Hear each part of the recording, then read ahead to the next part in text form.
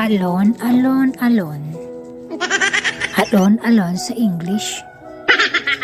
Sa Tagalog, lagi na lang nag-iisa. Bakit ba ako nag-iisa?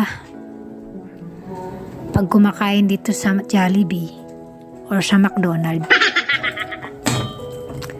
hindi lahat ng nag-iisa.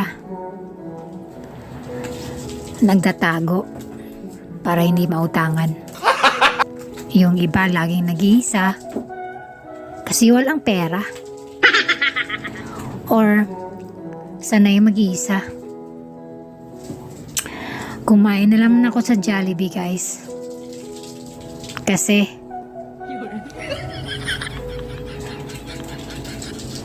umutang na naman ako ng pera para makakain lang dyan. Pero take note,